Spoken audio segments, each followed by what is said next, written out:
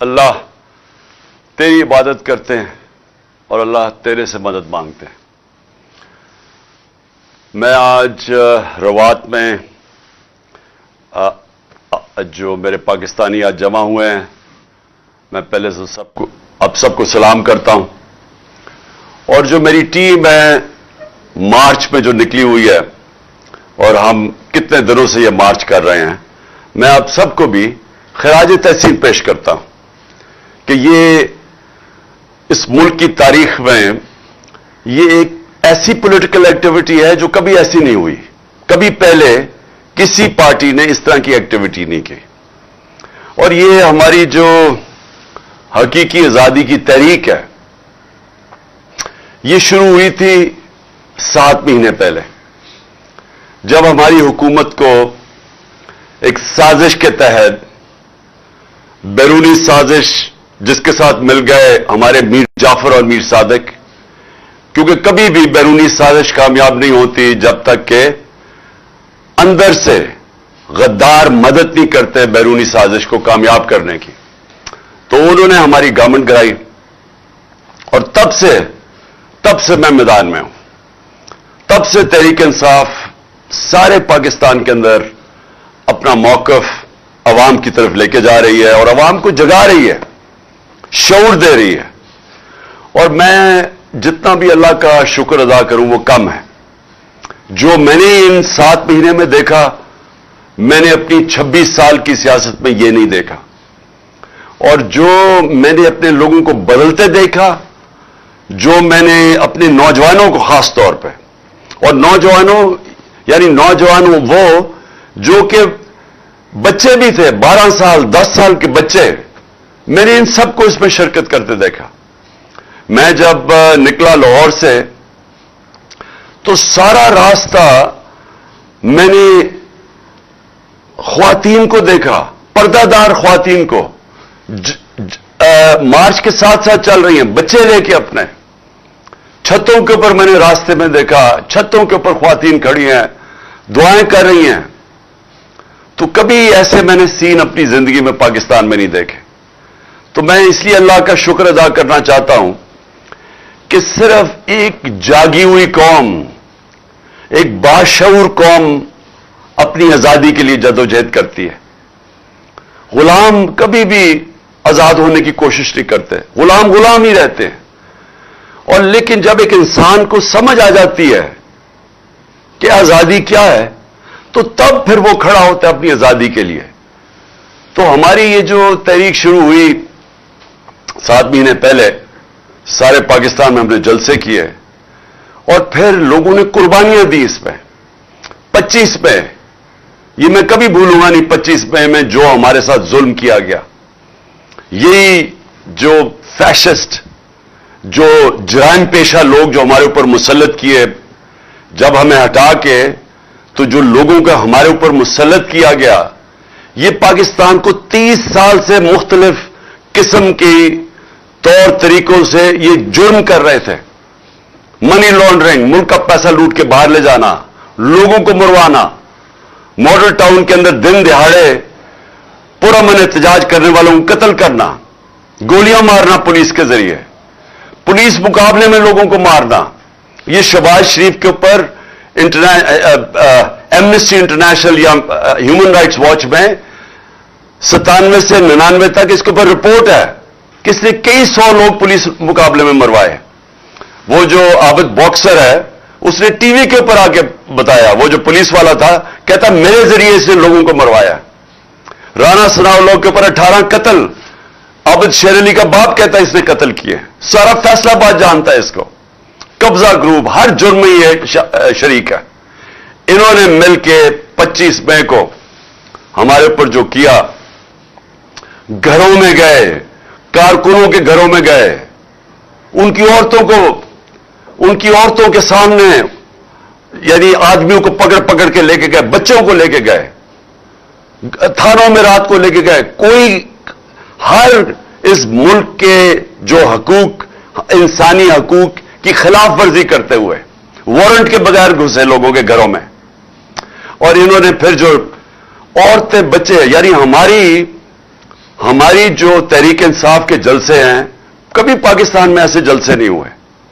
ہماری جو پروٹیسٹ ہے, جو احتجاج ہے, ان کے پر فیملیز آتی ہیں, عورتیں بچے آتے ہیں, اوپر سے لے کے نیچے تک, انگلش میڈیم سے, اردو میڈیم سے, دینی مدرسے, سارے لوگ شرکت کرتے ہیں. اور ان کے اوپر انہوں نے شیلنگ کی, ظلم کیا, 2 لوگ شہید ہوئے, کئی زخمی ہوئے, جیلوں میں لوگوں کو ڈالا, FIR کی بارش ہو گئی, 23 FIR میرے اوپر کاٹی, ساری سینئر لیڈرشپ کے اوپر. جب میرے دور میں 3 لانگ مارچز کی گئی, 2 فضل الرحمان نے اور 1 بلاول نے, ہم نے تو کوئی نہیں روکا, ہم نے کوئی FIR نہیں کاٹی, ہم نے تو ان کے سامنے کنٹینر بھی نہیں رکھے. تو ہمارے دور کے اندر پوری طرح جو آئین اور قانون ان کو اجازت دیتا تھا, ہم نے وہ کسی جگہ ان کو روکا نہیں. ہمارے تو 25 مئی کو انہوں نے کیا, اس کے بعد ایک خوف کی فضا بن گئی. ایک ڈرٹی ہیری آ گیا اسلام آباد میں, اس نے اور زیادہ ظلم شروع کیا, تشدد کیا لوگوں پہ, کیسز بنائے, سوشل میڈیا کے لوگوں کو اٹھا اٹھا کے جیلوں میں ڈالا, جیلوں میں بھی نہیں ڈالا, پکڑ اٹھاتے تھے, ان کو مارتے تھے اور پھر اگلے دن واپس گھر دے دیتے تھے, دھمکیاں دے کے. جو خوف کی فضا بنائی گئی, جنرل مشرف کے مارشل لاء میں جیل میں گیا, وہاں میں نے ایسا نہیں ظلم دیکھا اس کے دور میں. جو انہوں نے جس طرح ہمارے اوپر جو اسٹیٹ کو پوری طرح اس کا جو ظلم ہمارے اوپر کیا, ہمیں ایسے لگا ہم پاکستانی نہیں ہیں. میں جس کو یہ قوم 50 سال سے جانتی ہے, وہ پاکستانی 50 سال سے جانتی ہے قوم. ہر قسم کا پاکستان کا سول وارڈ مجھے ملا ہوا ہے. دنیا میں مجھے جانتے ہیں کہ پاکستان کو میں ریپرزینٹ کرتا تھا. مجھے انہوں نے اس طرح رکھا جیسے کہ میں کوئی بیرونی ملک کا غدار ہوں. جو میرے نوکروں کو انہوں نے ایجنسیز نے آ کے پیسے دے کے ان کو اپنی تنخواہ پہ رکھا, میرے اوپر کوئی ڈیوائس رکھنے کے لیے, آگے بھی ان کے پلان بنے ہوئے تھے نقصان پہنچانے کے لیے مجھے. اس کے علاوہ جو انہوں نے شہباز گل کو جس طرح ایک کوئی جملہ کہہ دیا پکڑ کے, ایک جملہ ٹی وی پہ کہا, پہلے تو ٹی وی بند کر دیا ARY, اس کے اوپر اس کا وہ جو پروڈیوسر تھا اس کو اٹھا کے لے گئے رات کے 3 بجے. شہباز گل کو ننگا کر کے اس کے اوپر تشدد کیا. ایک یونیورسٹی پروفیسر, کوئی عام آدمی نہیں ہے, چلے کوئی دہشت گرد ہوتا, چلے میں مان بھی لوں, کوئی بیرون ملک غدار ہوتا, کوئی مجرم ہوتا, ایک یونیورسٹی پروفیسر کو انہوں نے ننگا کر کے مارا صرف خوف پھیلانے کے لیے. یہ جو ڈرٹی ہیری آیا, اس نے سوچا کہ یہ جس طرح یہ پہلے کرتا آیا بلوچستان میں دہشت گردوں کے خلاف, ہمارے اوپر وہ شروع کر دیا.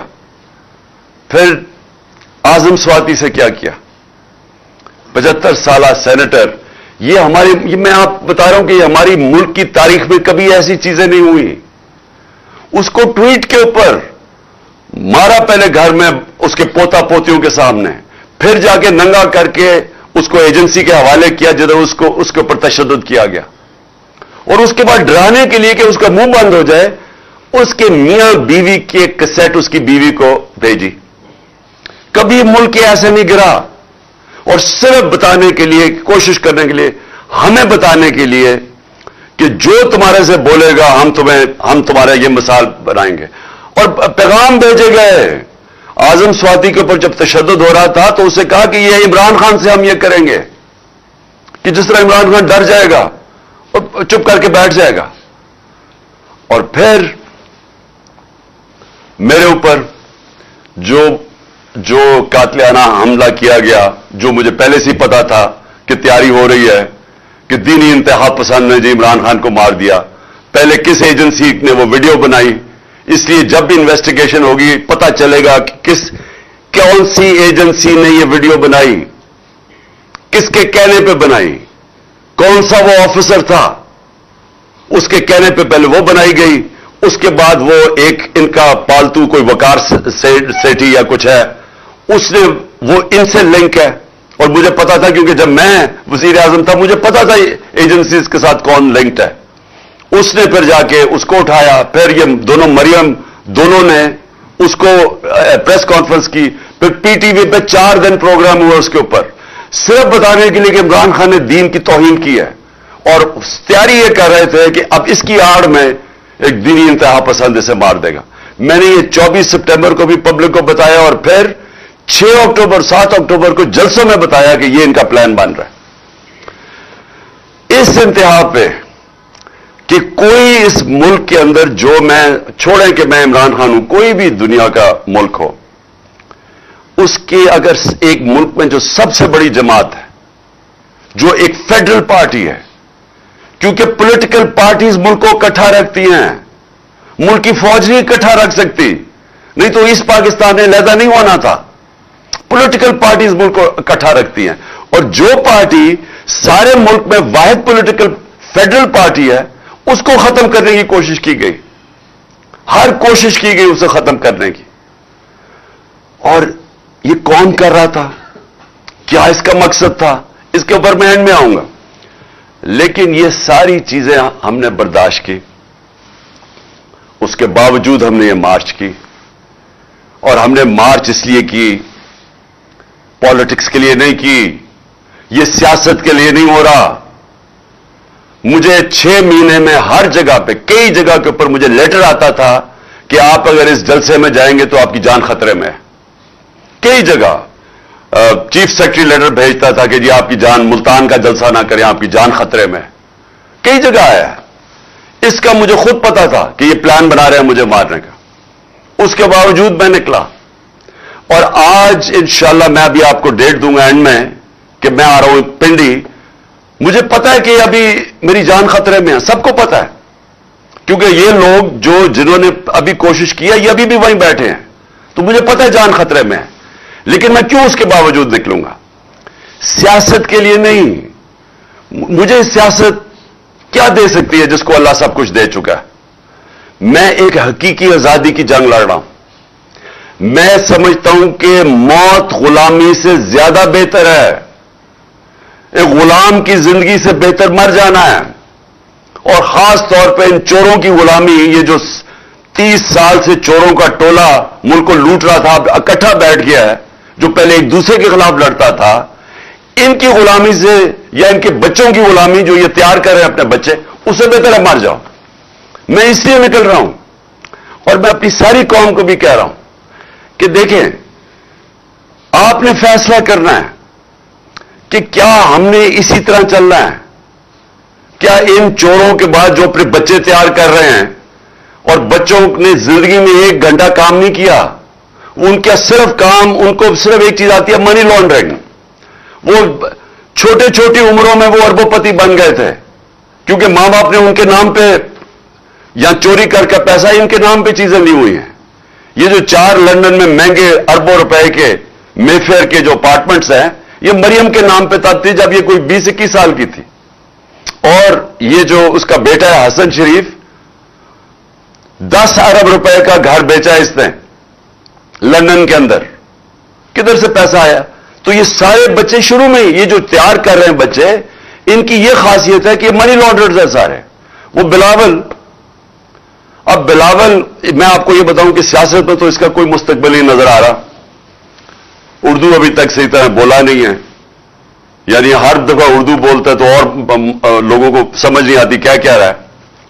لیکن اس کا میں آج آپ کو پیشن گوئی کرتا ہوں، اس کی زندگی کا زیادہ حصہ کس پہ لگے گا کہ اس کے باپ نے چوری کر کے پیسہ دنیا میں کدھر کدھر رکھا ہوا ہے. یہ اب ڈھونڈتا پھرے گا کہ اس کے باپ نے چوری کا پیسہ کدھر کدھر رکھا ہوا ہے. تو ان کے نیچے اگر یہ کوئی سمجھتا ہے کہ یہ ایک عظیم قوم ان کی غلامی کرے گی، یہ قوم کبھی یہ تسلیم نہیں کرے گی ان کو. اس لیے یہ مارچ ہے، اور یہ جو حقیقی آزادی کی مارچ ہے یہ ابھی ختم نہیں ہوگی. میں آخر میں بتاتا ہوں کہ ہم نے کس دن کیا کرنا ہے، لیکن میں یہ آپ کو بتا دوں کہ یہ مارچ، یہ جب تک ہم اس ملک کو حقیقی طور پہ آزاد نہیں کرتے، ہم نہیں رکیں گے. آپ تو حقیقی آزادی کی میں ساری قوم کو یاد کرا دوں، دو اس کے ستون ہیں جس کے اوپر حقیقی طور پہ قوم آزاد ہوتی ہے۔ سب سے پہلا، قوم کے فیصلے قوم میں ہوں، کسی اور قوم کی غلامی نہ کرے۔ ہم کسی سپر پاور کی غلامی نہ کریں۔ لا الہ الا اللہ اس نعرے کے اوپر بنا تھا پاکستان۔ لا الہ الا اللہ ایک دعویٰ ہے کہ میں آزاد ہوں، میں صرف ایک اللہ کے سامنے جھکتا ہوں، باقی میں آزاد ہوں۔ ایک خودداری کا یہ دعویٰ ہے، ایک قومی غیرت کا دعویٰ ہے۔ یہ نہیں ہوتا کہ وہاں جا کے دنیا کے باہر چکر مارو اور ہاتھ پھیلا کے کہو کہ میں مانگنے تو نہیں آیا، میں مجبور ہوں۔ اس لیے تو یہ نہیں ملک بنا تھا۔ اس لیے تو قائد اعظم جب ان کو پتا بھی تھا کہ انہوں نے زندہ نہیں رہنا زیادہ دیر، پتہ نہیں چلنے دیا اپنی بیماری کا کہ کہیں پاکستان کوئی رکاوٹ نہ آ جائے پاکستان نہ بننے میں۔ یہ وہ قربانی تھی۔ ہم بڑے ہو رہے تھے زمان پاک میں، تو وہاں اتنے لاکھوں لوگ ہندوستان سے جو آئے تھے، شاید ہی کوئی تھا جن کے گھر میں قتل عام نہ ہوئی ہو۔ تو یہ تو قربانیوں کے نام پہ بنا تھا۔ اس لیے نہیں بنا تھا کہ ہم انگریز سے آزاد ہو کے تو اب ہم کسی اور سپر پاور کی غلامی کریں۔ لہذا ایک ہم ملک چاہتے ہیں جو سوورن ہو، قوم کے فیصلے قوم میں ہو۔ اور مجھے افسوس سے مثال دینی پڑتی ہے ہندوستان کی، ساتھ ہی ہمارے وہ آزاد ہوا تھا۔ صرف اس ملک کے فیصلے دیکھ لو، فورن پالیسی دیکھ لو، آزاد فورن پالیسی۔ ملک کھڑا ہو گیا ہندوستان کہ نہیں جی ہم روس سے تیل لیں گے، ہمارے تمہارے ساتھ الائنس ہے امریکہ کے ساتھ کوارڈ کے اندر، لیکن ہم فیصلے کریں گے تیل روس سے اس لیے لیں گے کہ ہمارے لوگوں کو سستے تیل کی ضرورت ہے، ہم اپنے لوگوں کے اوپر مہنگائی کا بوجھ نہیں ڈال سکتے۔ کھڑے ہو گئے، امریکہ ناراض ہوا، لیکن آخر امریکہ کو ماننا پڑا۔ ہم نے بھی وہی کیا تھا۔ لیکن یہ جو غلام اوپر بٹھائے گئے ہیں، جو سازش کے تحت آئے ہیں، 7 مہینے ہو گئے، ان کو شرم نہیں آئی کہ ملک مہنگائی میں یعنی لوگ ڈوب گئے ہیں، لیکن انہوں نے روس سے تیل نہیں لیا کیونکہ جو ان کا جو آقا ہے وہ ناراض نہ ہو جائے۔ ہم چاہتے ہیں کہ پاکستان اگر کبھی بھی ہم کوئی بھی جو فیصلے کریں اس کی نمبر 1 چیز ہونی چاہیے کہ کیا میری قوم کا اس میں فائدہ ہے یا نہیں ہے۔ ہماری قوم کا فائدہ نہیں تھا جب ہم نے امریکہ کی جنگ میں شرکت کی اور 80,000 اپنے لوگ مروا لیے، یہ ہماری قوم کے مفاد میں نہیں تھا۔ لیکن اوپر جو سربراہ بیٹھا تھا وہ پریشر ہی نہیں لے سکا، گھٹنے ٹیک دیے، اور یہ جو زرداری اور نواز شریف آئے یہ اور زیادہ ان کے سامنے لیٹ گئے۔ 400 ڈرون اٹیک ہوئے ان کے دور میں، 400 ڈرون اٹیک۔ کبھی دنیا کی تاریخ میں مجھے ایک مثال بتا دیں کہ آپ جنگ کسی کی لڑ رہے ہیں اور وہ آپ کے اوپر بمباری کر رہا ہو، ایک دنیا میں مثال نہیں ہے۔ کیونکہ یہ کوئی ملک کی آزادی کے لیے ان کا کوئی انٹرسٹ نہیں ہے، یہ 2 خاندان کا انٹرسٹ یہ ہے کہ پیسے کیسے بنانے ہیں، ملک سے باہر کیسے لے کے جانے ہیں، اور پھر اس پیسے کو بچانا NRO کے ذریعے کیا ہے، اور پھر اپنے بچوں کو تیار کرنا ہے کہ وہ پھر آگے چلتے جائیں۔ اس سے آگے ان کا انٹرسٹ نہیں ہے۔ پاکستان نیچے جاتا ہے، پاکستان کا دیوالیہ نکلتا ہے، ان کو کیا فرق پڑتا ہے؟ ان کے پیسے ڈالرز میں باہر پڑے ہیں، اگر روپیہ گرے گا بھی تو ان کا تو ڈالر کی قیمت اوپر چلی جائے گی۔ تو ان کا مفاد تو یہ نہیں ہے کہ پاکستان ایک آزاد خوددار قوم بنے، ان کا تو یہ ہے کہ یہ اقتدار میں کیسے رہے اور پیسہ کیسے بنے اور بچائے کیسے۔ سب سے پہلے ہم یہ کبھی اس ملک کو جتنی بھی قربانیاں دینی پڑے ہیں، دیکھیں قومیں قربانیاں دے کے آزاد ہوتی ہے۔ میں بار بار آپ کو کہتا ہوں، قوم جب اکٹھی ہو جاتی ہے، فیصلہ کر لیتی ہے کہ ہم ایک خوددار قوم ہوں گے، اب اپنے پیر پہ کھڑے ہوں گے، وہ قوم کھڑی ہو جاتی ہے اپنی پیر پہ۔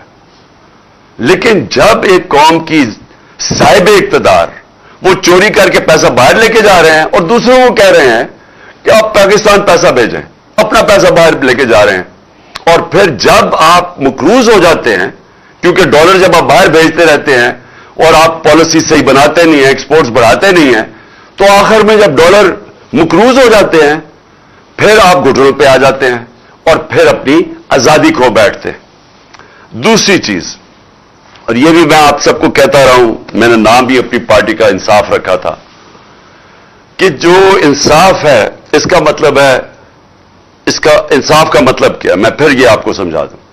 قانون کے سامنے سب ایک برابر۔ انصاف انسانوں کو آزاد کرتا ہے، کیونکہ اگر انصاف نہیں ہوتا معاشرے میں تو جو کمزور ہوتا ہے وہ طاقتور کا غلام ہوتا ہے۔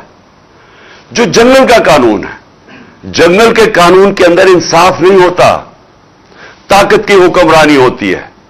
جو طاقتور ہے وہ کمزور کے اوپر ہر قسم کا ظلم کرتا ہے، وہ کمزور کو کوئی بچانے کے لیے نہیں آتا۔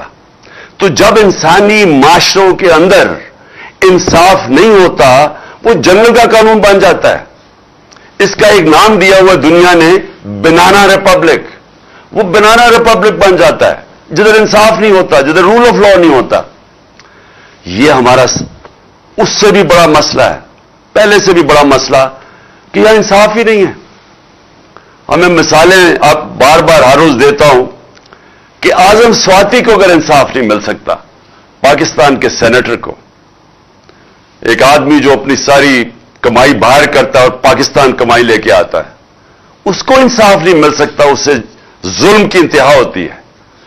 ارشد شریف کو انصاف نہیں مل سکتا۔ ساری پاکستان کی صحافی برادری کو سوچنا چاہیے، اور میں تھوڑا مایوس بھی ہوں اپنی صحافی برادری سے، کہ جو ارشد شریف سے ہوا ہے، اوروں سے بھی ہوا ہے، لیکن جو ارشد شریف سے ہوا، اگر آپ اس کے اوپر کوئی سٹینڈ نہیں لیں گے، اور آپ کو سٹینڈ لینا چاہیے تھا، جس طرح اس کے اوپر ایف آئی آر کاٹی گئی، اس کے اوپر دھمکیاں دی گئیں۔ کیوں دھمکیاں دی گئی؟ کہ جو آپ کا موقف ہے، کیونکہ جو حکومت میں بیٹھے ہیں وہ ڈرے ہوئے تھے کہ سچ سامنے آ جائے تو وہ سازش سامنے لے کے آ رہا تھا۔ ارشد شریف کیا کر رہا تھا؟ وہ سازش سامنے لے کے آ رہا تھا جو اس ملک سے ہوئی ہے۔ تو اس کے باوجود کہ وہ سچ اور رائے حق پہ کھڑا تھا، اس کو دھمکیاں مل رہی تھی، اس کو جان کی پھر دھمکی دی گئی۔ جب وہ اور اس کے گھر والوں کو سب پتہ ہے، ارشد شریف کی والدہ کو سب پتہ ہے کون دھمکیاں دے رہا تھا، اور آخر میں وہ جب ملک سے باہر گیا اور پھر پاکستان بلانے کی کوشش کی، وہ کینیا گیا اور جو اس کو شہید کیا گیا۔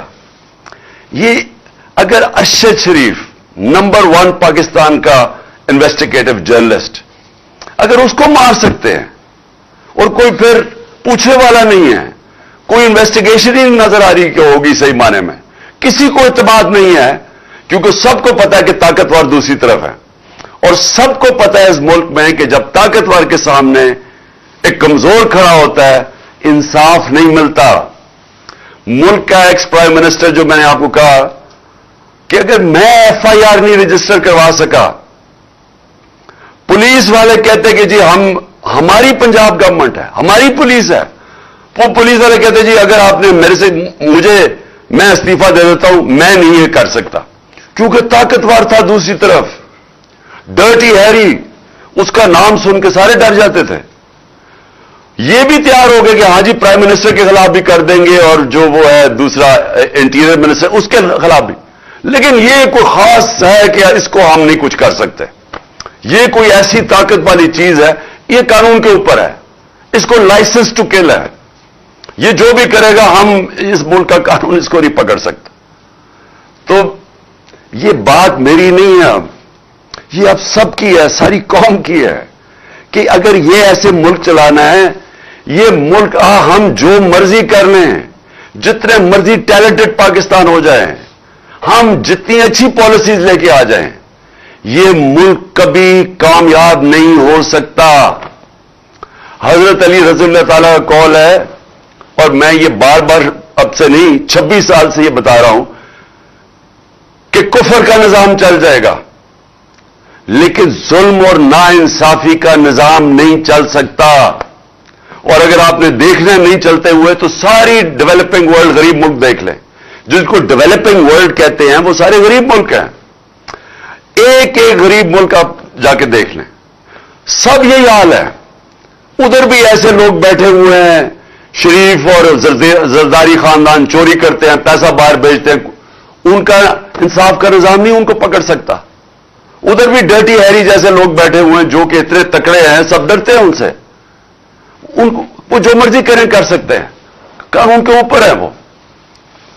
اور دوسری طرف سارے امیر ملکوں میں چلے جائیں, دنیا کے سارے پیسے والے ملکوں پہ چلے جائیں جدھر خوشحالی ہے, جدھر ہمارے پاکستانی اتنی کوشش کرتے ہیں یہاں سے ویزا لے کے باہر جانے کے لیے. ہمارے نوجوان ترستے ہیں کہ ہم کسی طرح باہر چلے جائیں. کیوں کرتے ہیں؟ کیونکہ وہاں خوشحالی ہے. تو خوشحالی کی بنیاد کس پہ رکھی گئی ہے؟ انصاف کے اوپر. وہاں سب سے بڑی چیز انصاف ہے.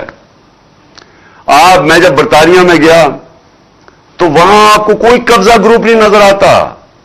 کسی کی زمینوں پہ قبضے کسی کی ضرورت نہیں ہے کرنے کی, کیونکہ عدالتیں انصاف کرتی ہیں. وہاں آپ کو اگر کوئی طاقتور یہ سمجھتا ہے کہ وہ قانون توڑے گا اور وہ بچ جائے گا, برطانیہ کا پرائم منسٹر بھاری اکثریت سے جیتنے والا بورس جانسن ایک قانون چھوٹا سا توڑتا ہے. یہ خبر بھی نہیں بنی تھی پاکستان میں کہ وہ ایک آفس کے لوگ جمع ہو جاتے ہیں جب وہ کورونا کے دور میں سوشل ڈسٹینسنگ تھی. اس چیز کے اوپر وہ ریزائن کر دیتا ہے کیونکہ اس نے قانون توڑا ہے جو لوگوں کے لیے بنایا ہوا تھا.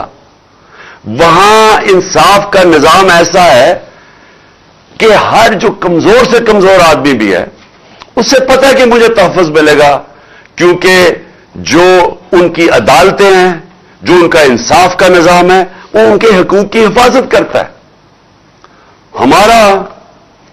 میں نے آپ کو اپنی مثالوں کو دی, میں آپ کو ایک اور مثال دیتا ہوں.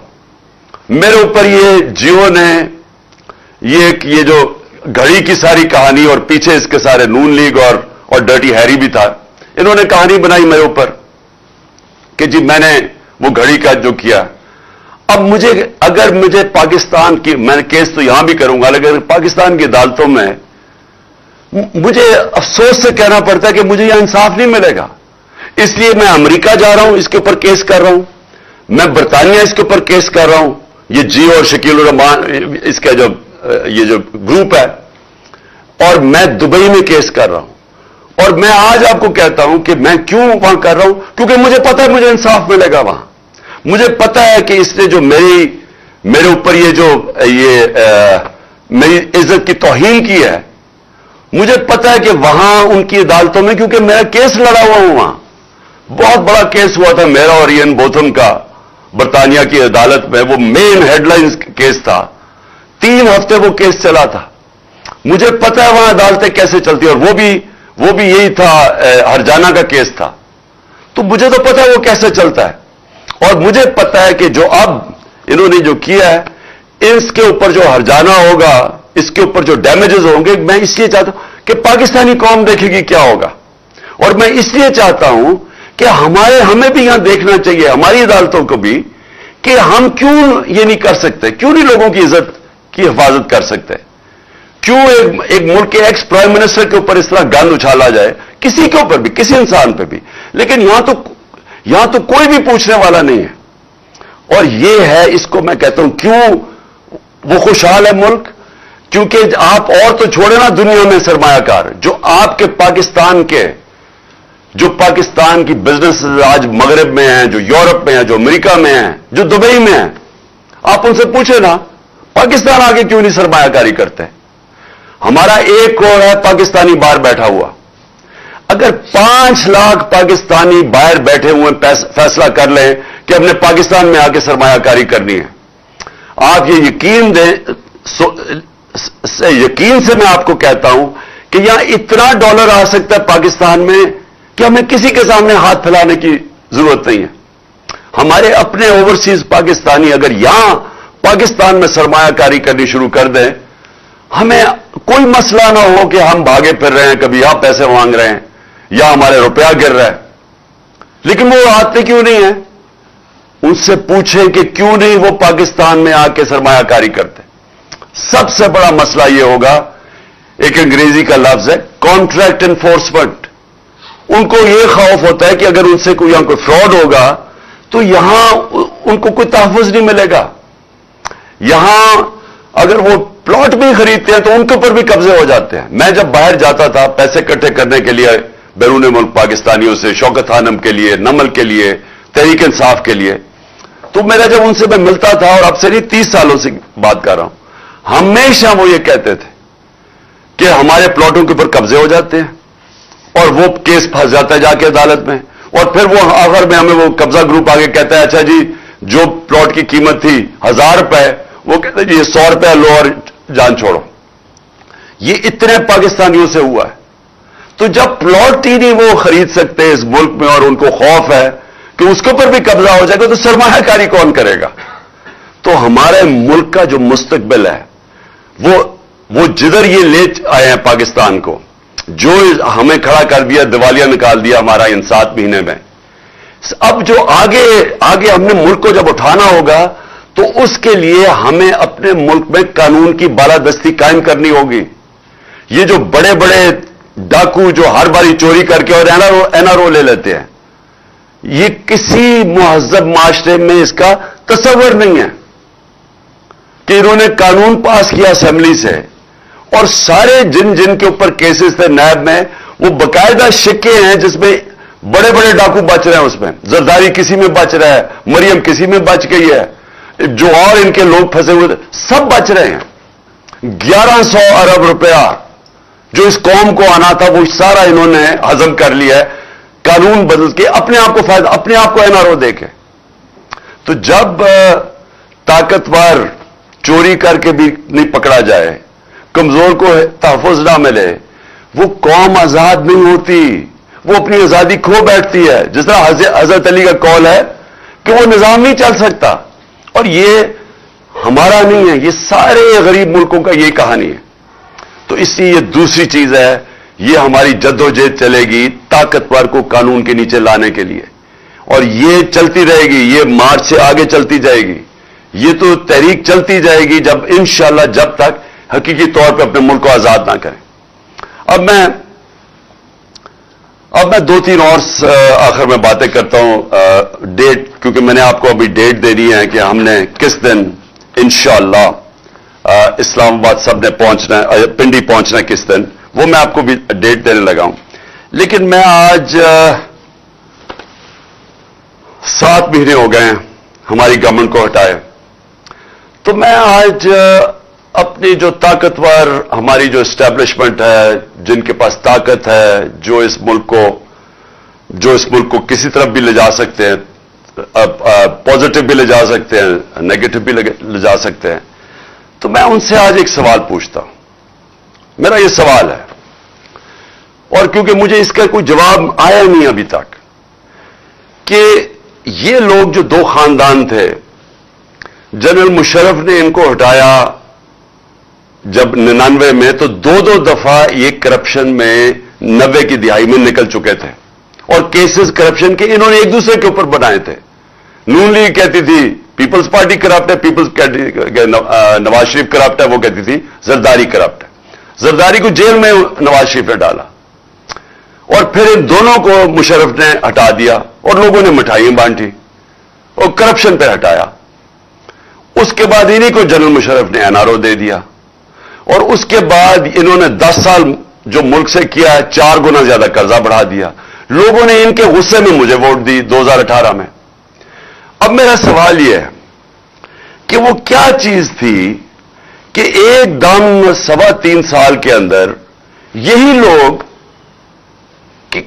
پتہ نہیں کس میں نہا کے آئے کہ یہ ایک دم ٹھیک ہو گیا اسٹیبلشمنٹ کے لیے، اور اس کے بعد یہ ہمارے اوپر پھر مسلط ہو گئے. چلے مانتے ہوں کہ اسٹیبلشمنٹ نے کوئی اس کے اوپر سازش نہیں کی، لیکن روک تو سکتے تھی نا، جانتے تو تھے ان کا ماضی. کیا ان کا ماضی نہیں پتا تھا؟ فائلیں تو ساری پڑی ہوئی ایجنسیز کے پاس ان کی چوری کی، سب کچھ. تو کیونکہ میں 3.5 سال پرائم منسٹر تھا، مجھے پتا ہے کہ ساری ڈیٹیلز ہماری ایجنسیز کے پاس پڑی ہوتی ہے کہ ان کی چوری انہوں نے کتنی کی، تو وہ تو سب پتا تھا. تو وہ کیا چیز ہوئی کہ ان کو پھر ہمارے اوپر مسلط کر دیا؟ بیرونی سازش کامیاب ہو ہی نہیں سکتی جب تک اندر ان کی مدد نہ ہو. تو میرا سوال یہ ہے کہ اب 7 مہینے کے بعد کوئی ایک بھی مجھے چیز بتائیں کہ انہوں نے ملک کے اندر بہتری کی ہو. مجھے ایک چیز بتا دیں. اکنامک سروے پاکستان کی ان کے دور میں پبلش ہوئی. اسی اکنامک ہمارے دور میں نہیں ہوئی. وہ ہر سال جو بتاتی ہے کہ پاکستان کی معیشت کے کیا حالات ہیں, وہ ان کے دور میں پبلش ہوتی ہے. وہ کہتی ہے کہ 17 سال کے بعد پاکستان, ہماری تحریک انصاف کے جو آخری 2 سال تھے, 17 سال کے بعد بہترین ہماری معیشت کی اضافہ ہوا. اس میں 5.7% اور 6%. یہ 17 سال کے بعد کورونا کے باوجود یہ ہماری معیشت اوپر آ رہی تھی. اسی اکنامک سروے میں لکھا ہوتا ہے کہ 50 سال کے بعد ہماری جو انڈسٹریل گروتھ ہے, جس میں اصل میں نوکریاں ہوتی ہیں, نوکریاں ملتی ہیں, جس میں دولت میں اضافہ ہوتا ہے, وہ ہوتی ہے جب انڈسٹری آپ کی بڑھتی ہے. تو 26 سے 27% ہماری لارج سکیل مینوفیکچرنگ بڑی. فیصل آباد کے اندر مزدور نہیں مل رہے تھے ٹیکسٹائل فیکٹریوں کے. مجھے ٹیکسٹائل والوں نے کہا کہ جناب ہمیں باہر سے منگوانے پڑ رہے ہیں یا مزدوروں کی شارٹیج ہو گئی ہے. تاریخ میں سب سے زیادہ ٹیکسٹائل انڈسٹری کی گروتھ ہوئی. تاریخ میں سب سے زیادہ ایکسپورٹس بڑھی. تاریخ میں سب سے زیادہ باہر بیرون ملک پاکستانیوں نے ہمارے اوپر اعتماد کرتے ہوئے سب سے زیادہ ریمیٹنسز پیسہ بھیجا. تاریخ میں سب سے زیادہ پاکستان کی آمدنی ٹیکس کلیکشن بڑھی. اور تاریخ میں 4 فصلیں جو پاکستان کی تھیں, کیونکہ ہم نے کسانوں کی مدد کی, کیونکہ ہم نے ان کو سبسڈائز کر کے چیزیں دی, انہوں نے اپنی 4.5% ہماری گروتھ ریٹ تھی, یعنی ہماری اضافہ ہوا زراعت میں, جو 17 سال کے بعد تھا. تو جب ملک آگے بڑھ رہا تھا اور جب ہر چیز پازیٹو ہو گئی, کورونا کے مشکل وقت سے ہم نے ملک کو نکال لیا, دنیا نے مانا کہ یہ پاکستان کی جو پرفارمنس ہے کورونا میں, دنیا نے, world economic forum, world health organization, جو اکانومسٹ, اس نے جو اکانومسٹ میگزین نے دنیا کی سروے کی, انہوں نے کہا 3 ملکوں میں سے پاکستان لگاتار 2 سال ٹاپ پہ آیا ہے دنیا میں. تو دنیا نے مانا کہ ہم نے بہترین گورننس دی مشکل وقت میں. کرائسس, جو صدی میں ایک دفعہ کرائسس آتا ہے جو کورونا آیا تھا, دنیا کہتی ہے کہ ہم نے سب سے بہترین اس کو ملک کو نکالا. تو وہ کون سی قیامت آ گئی تھی کہ ہمیں اس وقت گرا کے تو ان چوروں کو اوپر بٹھا دیا. اچھا چلا میں مانوں کہ اگر آپ نے, شاید کسی کو غلط فہمی ہو کہ شہباز شریف اشتہاروں کے علاوہ بھی ترقی کر سکتا ہے, شاید وہ سمجھتے ہوں کہ واقعی وہ کچھ کر سکتا ہے. لیکن یہ ذرا آپ دیکھ لیں, شاید وہ سمجھے کہ اسحاق ڈار جو 2 دفعہ 99 میں بھی اکانومی بینکرپٹ کر کے گیا, پھر 2018 میں پاکستان کی اکانومی بینکرپٹ تھی, اس کے بعد جو شاید انہوں نے سمجھا ہو کہ یہ کچھ سیکھ گیا. تو لیکن آج مجھے 7 مہینے بعد بتائیں, مجھے ایک چیز بتائیں پاکستان کی جو پازیٹو کیا انہوں نے.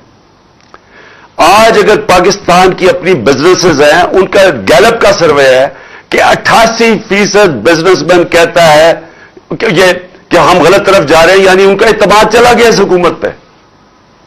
بیرون ملک جو کہ رسک اسیسمنٹ ہوتی ہے کہ آپ پاکستان قرضے واپس کر سکتا ہے یا نہیں, وہ 85% آپ کہہ رہے ہیں کہ پاکستان قرضے واپس نہیں کر سکتا. تو نہ باہر کے لوگوں کو اس پہ اعتماد رہ گیا, نہ اندر کسی کو اعتماد ہے ان پہ, اپنی بزنس کو بھی نہیں ہے. اور تو گورننس کا یہ حال ہے کہ 53% دہشت گردی بڑھ گئی ہے 7 مہینوں میں. تو ان کے پاس تو ٹائم ہی نہیں ہے ان چیزوں کا سوچنے کا. یہ تو اپنے کیسز ہی معاف کروا رہے تھے. یہ تو ہماری پارٹی کو صرف دیوار سے لگانے کی تاکہ کسی طرح مجھے ڈسکوالیفائی کر کے الیکشن جیت جائے. ان کا تو اور کوئی کام ہی نہیں. تو میں سوال یہ پوچھتا ہوں کہ ان کے تو پیسے باہر پڑے ہیں, ان کا تو سٹیک پاکستان میں نہیں ہے. یہ جو نواز شریف کا تو سارا ٹبر باہر چلا گیا. تو میں یہ پوچھتا ہوں کہ اپنی اسٹیبلشمنٹ سے کہ آپ نے آج مجھے یہ بتا دیں کہ مجھے پاکستان کا کیا فائدہ ہوا ہے. 7 مہینے میں یہ رجیم چینج سے اس ملک کو فائدہ کیا ہوا ہے. مجھے ایک چیز میں پوچھنا چاہتا ہوں, کیا کسانوں سے پوچھیں, جائے کسانوں سے پوچھیں کہ کیا حالات ہیں ان کے, آج انڈسٹری سے پوچھیں. आज नौजवानों से पूछे, आईटी सेक्टर से पूछे, जो 75% एक्सपोर्ट्स हमारे दौरान बढ़ी थी आईटी की, जो फ्यूचर है मुल्क का, मुझे किसी सेक्टर से बताएं कि किसी को फायदा हुआ है इनके आने से। आज वो लोग जो हमारे पर तनकीद करते थे, वो आज दुआएं कर रहे हैं कि आप किसी तरह वापस आएं। मैं सिर्फ फिर ये सवाल पूछता हूं कि कुछ तो ज़हनों में से गुजरी होगी कि जनाब हम इनको चोरों को वापस आने दें, कुछ तो सोचा होगा कि ये कोई फायदा कराएंगे पाकिस्तान को। और मैं हैरत ये है कि 30 साल से इनका ट्रैक रिकॉर्ड हमारे सामने है, और हमारी अपनी इस्टेब्लिशमेंट ने बार बार इनको करप्ट कहा है। अपनी इस्टेब्लिशमेंट ने 2-2 दफा निकवाला है इनको 90 की दिहाई में, जब ये इनकी करप्शन की वजह से। तो मैं अभी भी मैं हैरान हूं कि कोई भी शायद मुझे इसका पता चल जाए कि कोई वजह हो या उनको कोई नजर आई हो चीज कि जो इनमें कोई सिफ्त हो, वो शायद मुझे ना नजर आ रही हो। लेकिन मैं आखिर में आज अपने सारे पाकिस्तानियों से मुखातिब हूं। देखें, ये जो वक्त है इसके अंदर आप सारी कौम को मैं कह रहा हूं, आप न्यूट्रल नहीं हो सकते। आप अगर आज न्यूट्रल हो गए, आपके बच्चे पछताएंगे, आपकी आने वाली नस्लें पछताएंगी कि जब आपको अमर बिल मारूफ पे चलना चाहिए था, जब आपको नाइंसाफी के खिलाफ जिहाद करनी चाहिए थी, और आप घरों में बैठ गए। इमरान खान को मैं आपको फिर से कहता हूं, मुझे कोई जरूरत नहीं है कि अपनी जान खतरे में डाल के बाहर निकलूं। जब मुझे पता था उसके बावजूद, और जब मुझे आगे भी पता है, लेकिन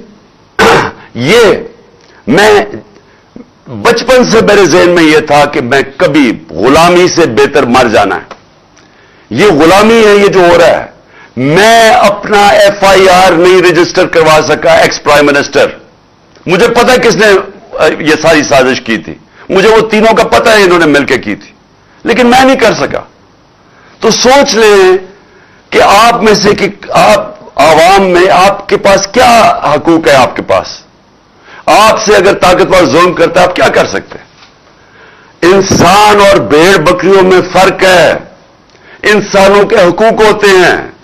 भेड़ बकरियों को डंडे मार के जिधर मर्जी आज कह दें कि ये चोर हैं, तो कल कह दें कि ये पाक हो गए, तो वो उधर ही चलेंगे। इंसानों के हकूक है। इंसान जब तक अपने हकूक और आजादी, जब तक उसके लिए राय हक के लिए नहीं खड़ा होता, इंसानी माशरा जानवरी माशरा बन जाता है। जानवरों का माशरे में जंगल का कानून आ जाता है, जो इस वक्त मुझे अफसोस से कहना पड़ता है पाकिस्तान में है। हमारी कोशिशें हो रही हैं, देखें वो सेनेटर्स निकले हुए हैं, वकील निकले हुए हैं कि सारी दुनिया के सामने आजम स्वाति से हुआ, लेकिन वो बेबस है। उसकी वालदा अरशद शरीफ शहीद की, वो उन्होंने कमीशन बना दिया। वालदा कहती मुझे इत्मीनान ही नहीं है। तो जिन्होंने जो चाहते हैं इंसाफ, अगर उनको कमीशन पे इत्मीनान नहीं है तो कैसे इंसाफ मिलेगा? और मेरे ऊपर जो FIR हुई, जो FIR पुलिस ने दी है, वो FIR क्या, वो मजाक है? वो एक आदमी के ऊपर उन्होंने FIR काट दी है। तो हमें तो सबको पता है कि दूसरी तरफ से सामने से गोलियां आई हैं, दो मारने वाले थे। तो उन्होंने तो वही केस बना दिया कि जनाब ये चाहते हैं। स्क्रिप्ट क्या थी कि जी दीनी इंतहा पसंद नहीं, अकेला था। अच्छा, वो भी इतना बेवकूफ है, जिन्होंने उसको पढ़ाया उस तोते को, वो भी इतने बेवकूफ थे। वो पहली चीज कहता कि जी मैं अकेला था। कि लोगों, यानी अगर किसी को शक भी था ना कि साजिश हुई, तो उसने पूरी कर दी कि हाँ जी मैं अकेला था, कहीं वो शक ना पड़ जाए कि जो सामने वाला था और असल वो ना कहीं उसकी तलाश ना शुरू हो जाए। तो अगर हमें इंसाफ नहीं मिल सकता, मैं फिर से कहता हूं मेरी कौम, आपको यहां इंसाफ नहीं मिलने लगा, ये मुल्क आगे नहीं बढ़ने लगा। और ये जो मैं अब आपको डेट देने लगा हूं। मैं अपनी सारी पहले तो पार्टी को भी सारों को कहूं कि अभी से तैयारी शुरू कर दें। अगले हफ्ते 26 नवंबर को आपने सबने इस्लामाबाद पहुंचना है। मैं इंशाअल्लाह आपको वहां मिलूंगा इस्लामाबाद में। तो मैं ये चाहता हूं क्या हूं میں صرف اپنی پارٹی کو نہیں اب کہہ رہا, میں سارے پاکستانیوں کو کہہ رہا ہوں کہ دیکھیں, جو اگر آپ کا خیال ہے کہ تبدیلی آ جائے گی اور آپ گھر بیٹھے رہیں گے اور ایک دم تبدیلی آ جائے گی, ایسے نہیں ہوتا. اللہ کا فرمان ہے کہ میں کبھی, قرآن میں کہتا ہے, میں کبھی کسی قوم کی حالت نہیں بدلتا جب تک وہ قوم خود اپنی حالت بدلنے کی کوشش نہ کرے. اگر ہم سمجھتے ہیں کہ ہم بھیڑ بکریوں کی طرح رہیں اور ایک دم ہم آزاد ہو جائیں گے, ہم نہیں ہوں گے, وہ ویسے ہی رہیں گے. تو یہ وقت ہے, میں ساری قوم کو دعوت دے رہا ہوں کہ آپ نے آنا ہے پنڈی, آپ نے پنڈی آنا ہے 26 تاریخ کو, ہفتے کو. 1 اور 2 کے بیچ میں آپ نے پوری کوشش کرنی ہے پہنچنے کی. میں خود وہاں آپ سے انشاءاللہ خطاب کروں گا اور اگلا لائے عمل دوں گا. یہ تحریک رکنے نہیں لگی, میں آپ کو اگلا لائے عمل دوں گا. اور میں اپنے سارے جو طاقتور حلقے ہیں, میں آپ کو صرف ایک چیز کہنا چاہتا ہوں, جس سے مرضی آج پوچھ لیں, آپ کے پاس طاقت ہے, آپ کی ذمہ داری ہے, جس سے پوچھ لیں, بزنس مین سے پوچھ لیں, پروفیشنل سے پوچھ لیں, اکانومسٹ سے پوچھ لیں, کسی سے بھی پوچھ لیں, اگر کوئی آپ کو کہے کہ سوائے ایک حل کے صاف اور شفاف الیکشن, اس کے علاوہ کوئی دوسرا حل نہیں ہے آپ اس دلدل سے نکلنے کا جدھر انہوں نے 7 مہینے میں ہمیں لے کے جا رہے ہیں, اس کے علاوہ کوئی راستہ نہیں ہے. ان کے پاس کوئی پلان ہی نہیں ہے. کوئی پوچھے تو صحیح کہ آپ کا روڈ میپ کیا ہے, ملک جو تیزی سے نیچے جا رہا ہے, جو باہر کی دنیا اب سارا اعتماد کھو بیٹھی ہے, کون سا روڈ میپ ہے آپ کے پاس؟ ان کے پاس کوئی روڈ میپ نہیں ہے. 7 مہینے میں جو روڈ میپ نظر آیا وہ صرف اپنی چوری بچانے کا ہے. سو لہذا ساری قوم ادھر آئے گی اور ہم ڈیمانڈ کریں گے ایک چیز, صاف اور شفاف الیکشن. اور ہماری تحریک چلتی رہے گی حقیقی آزادی کی اس کے بعد بھی, جب تک ہم اس قوم کو ایک صحیح معنی میں ایک وہ قوم نہ بنا دیں جس میں ہر انسان کے حقوق ہوں, جدھر تھانہ کچہری پٹواری کی سیاست نہ ہو, کیونکہ وہ حقوق ان کو آزاد کر دیں لوگوں کو. کیوں نہیں برطانیہ کے اندر تھانہ کچہری ہوتی؟ کیوں کچہریوں میں ظلم وہاں نہیں ہوتا؟ کیوں پٹواری کو رشوت نہیں دینی پڑتی وہاں؟ کیونکہ وہاں حقوق ہیں انسانوں کے, وہ آزاد لوگ ہیں, وہ انصاف ہے.